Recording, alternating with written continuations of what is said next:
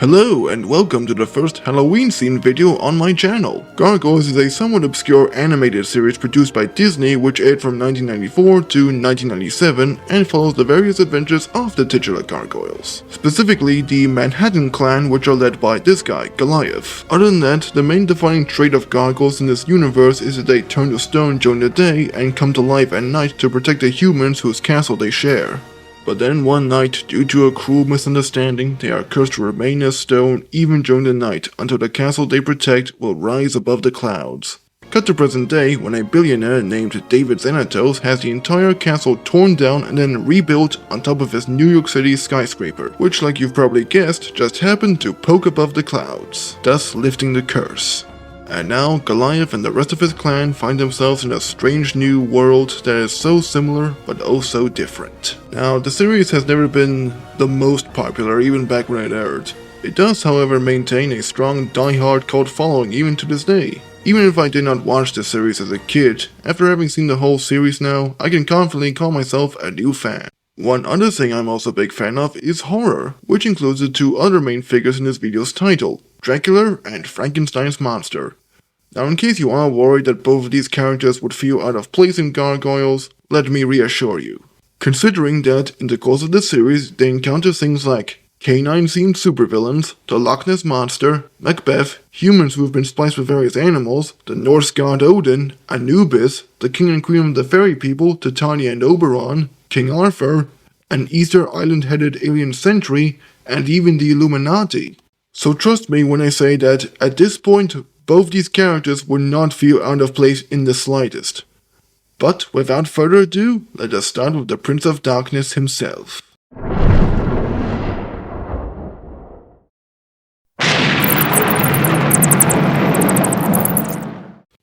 Now, when trying to imagine what Dracula might look like if he had actually appeared in the series, I think it might be possible that the creative team would have drawn more from his book appearance based on how he's described. And yes, if you haven't read the book, this is roughly what he should look like based on how he's described, while still mixing and matching a few design elements from the various movies.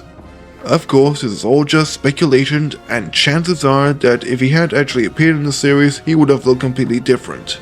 But as for what stories you could tell about Dracula, well, here are some thoughts. One possible story could take place during the World Tour series in Season 2, where Goliath, Elisa, and Angela are sent on several globe-spanning adventures thanks to the mystical island of Avalon, where they encounter Dracula in Romania, with this either taking place before or after the episode Grief, as a crew finds and resurrects Dracula at the behest of David Xanatos and have to stop him. Another alternative approach could be to introduce him in an earlier or later part of the season where David Xanatos has Dracula transported in his coffin, so that Dr. Savarius can reverse engineer a type of immortality serum from his blood. Naturally, Dracula escapes and starts preying on innocent people, and Xanatos has to ask Goliath and co to take care of him.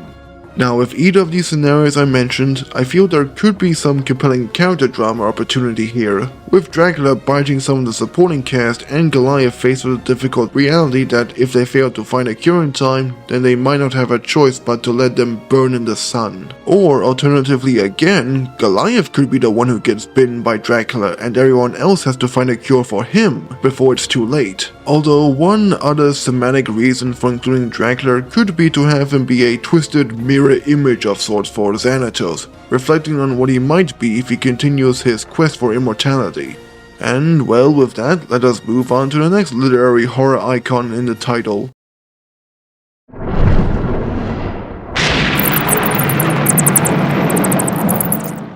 Funnily enough, when it comes to both Dracula and Frankenstein's monster, the one thing that they both have in common is that a lot of their adaptations tend to take a lot of liberties when it comes to their source material.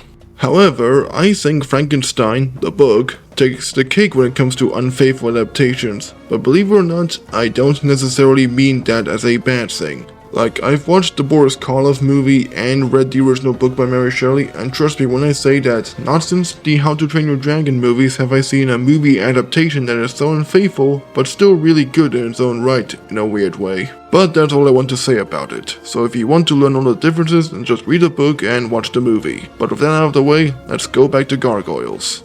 When it comes to the appearance of the monster itself, much like with Dracula, I feel like he would be slightly more based on his book appearance, but with a lot of the more gory details toned down quite a bit. Speaking of toning things down, there would also be other elements from the original story that I feel would likely be omitted in order to make the monster more sympathetic, like when he killed Dr. Frankenstein's little brother. Again though, this is just what I personally imagine the monster might have looked like if he had actually appeared in the series. It is, again, entirely possible that if the show did decide to include their own version of this character, he would have looked way different. Moving on, the way I see it, I can easily see his debut episode flashing back to the end of the original story, where, instead of outright committing suicide, the monster tells Captain Walton that he will, quote, "let the elements decide my fate." Cut to the present day, and we see an expedition team hired by David Xanatos to find the monster, after he discovered Captain Walton's journal.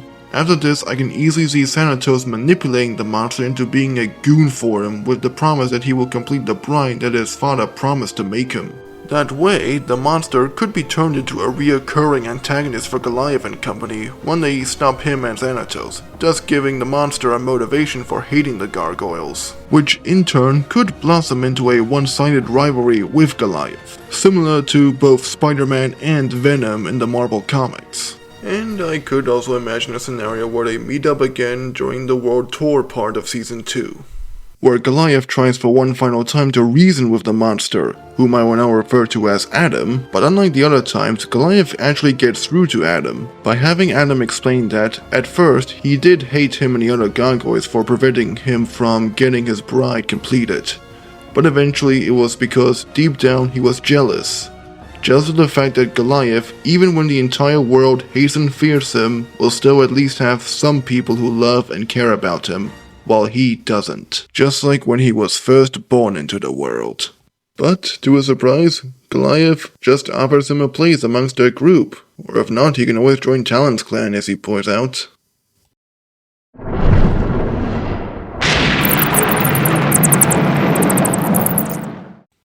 And thus we wrap up the first Halloween video on my channel. If I had any final comments to say, is that while I did give Adam Frankenstein more depth than Dracula, it's only because I think Dracula generally works better when he's just a scary monster who wants to suck your blood. With some exceptions, of course. While Adam Frankenstein is generally the opposite if you can't tell. But that'll wrap it up. I'll see you guys next time in the next video.